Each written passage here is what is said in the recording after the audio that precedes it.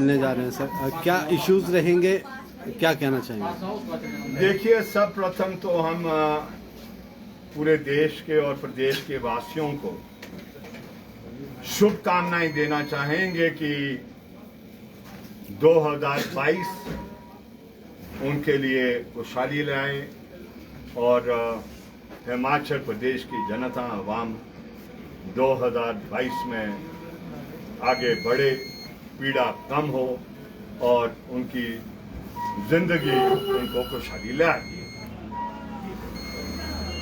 जहां तक हिमाचल प्रदेश के माननीय मुख्यमंत्री को मिलने का विषय है, मैं कुछ बुनियादी बातें आज उनसे साझा करना चाहता हूं। खास तौर पर जो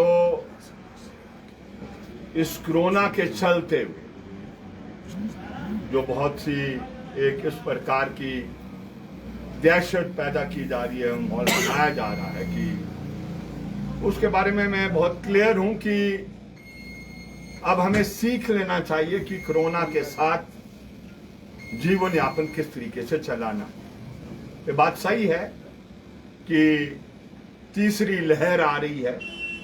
ये बात सही है कि इस तीसरी लहर में इस प्रकार के प्रोटोकॉल भी आ रहे हैं कि नाइट कर्फ्यू रखना है। मैं समझता हूं नाइट कर्फ्यू से बात नहीं बनने वाली है। ये तो किस तरीके से नॉर्मल जीवन यापन को चलाते हुए आप इस कोरोना का मुकाबला आप करें। मैं वैज्ञानिक नहीं हूं और ना मैं मेडिकल साइंटिस्ट हूं, लेकिन इतना मैं कहना चाहता हूं जो मैं तजर्बे से कहता हूं, जैसे जैसे वायरस, किसी भी प्रकार का जो वायरस है वो आगे बढ़ता है, म्यूटेशन उसकी क्या कहते हैं होती रहती है, वो कमजोर होता जाता है। लेकिन जो WHO की डायरेक्शंस है वो डायरेक्शन चलनी चाहिए, उसके ऊपर मैं भी नहीं हूं। जो डायरेक्शन WHO देगा वो सरकार को भी अपनाना चाहिए, लेकिन जीवन यापन को हॉल्ट नहीं करना चाहिए, मेरा ये मानना है। क्योंकि जो आर्थिक चक्की पिछले जमाने में खड़ी हुई है, हम उस आर्थिक चक्की से बाहर उभर के नहीं आ पाए हैं। एक बात ये मैं साझा करना चाहता हूं। दूसरा, मैं अपने चुनाव हलके के बारे में जो बहुत सा ग्रहण लगा है, उस ग्रहण को हटाने की बात निश्चित रूप से मैं करना चाहूंगा। और वो अधिकतर सेवाओं के मामले हैं, चाहे वो पीने का पानी का प्रश्न है, चाहे वो प्रश्न स्वास्थ्य का है, चाहे वो प्रश्न वेटरनरी का है, या वो प्रश्न सड़कों का है। मेरा ये मानना है कि जब तक आप सेवादार की भर्ती नहीं करेंगे तो उसके बगैर आप सेवाएं सही तरीके से नहीं प्रदान कर सकते हैं। अगर हम लोगों को 2022 के लिए, खुशहाली के लिए ये हम दुआएं कर रहे हैं, तो जो सरकार को भी दुआ करनी चाहिए। तो हमें ये बात समझ लेनी चाहिए, दुआएं तब सफल होगी जब हम सेवादार की भर्ती करेंगे। इस बात पर भी मैं कहना चाहता हूं कि जो मल्टीटास्क वर्करों की क्या जो भर्ती की जा रही है, उनमें नियमों के आधार पर जब हम उसको करेंगे वही सही तरीका है उसको करने का।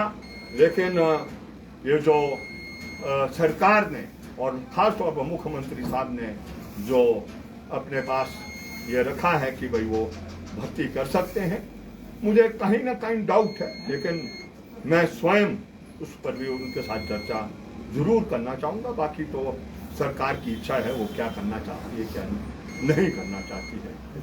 सरकार ने 4 साल का जश्न मनाया है और कई उपलब्धियां गिनाई कि सरकार ने ये कर दिया है। आप कितने संतुष्ट हैं? 4 वर्ष बीत गए हैं, क्या लगता है कि जो विजन था सरकार का उस पर वो काम कर पाई है अभी तक?